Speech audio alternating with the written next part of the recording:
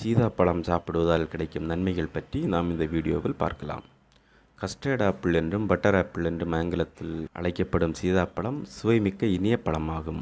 Glucose மற்றும் சுக்ரோஸின் அளவும் இதில் அதிகமாக இருப்பதால் சுவையும் இனிப்பாக இருக்கும்.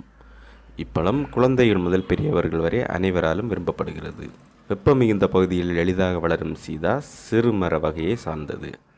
இப்பழத்தின் தோல், விதை, இலை, மரப்பட்டை அனைத்துமே அரிய மருத்துவ பண்புகளை கொண்டது.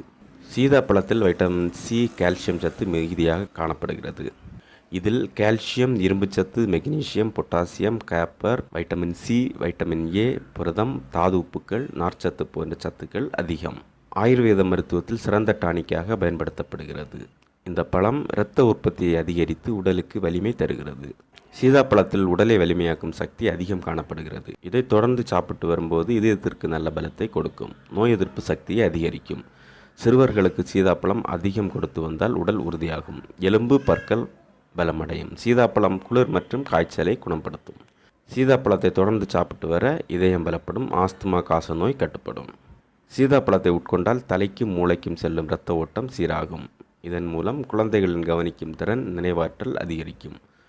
சீதாப்பழ மரத்தின் இலைகள் மருத்துவ குணம் கொண்டவை. இலைகளிலிருந்து தயாரிக்கப்பட்ட கஷாயம் வயிற்றுப்போக்கை கட்டுப்படுத்துகிறது.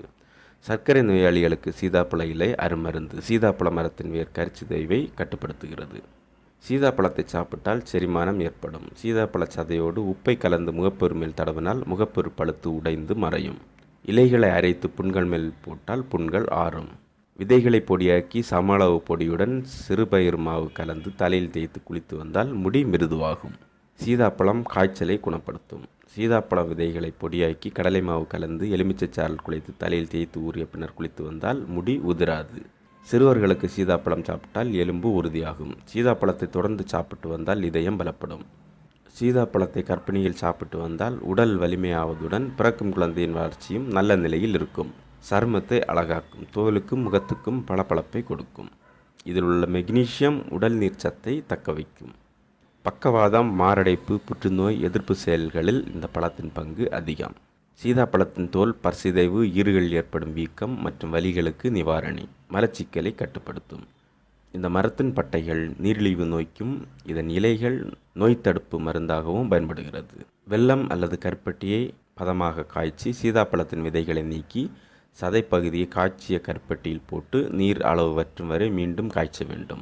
பிறகு இதை நன்கு ஆற வைத்து பாட்டில் அடைத்து வைத்து 6 மாதங்கள் வரை இந்த சிறப்பை மிதமான வெந்நீரில் கலந்து குடித்து வந்தால் நாள்பட்ட சளி, இருமல் தொடர்பான பிரச்சனைகள் தீரும்.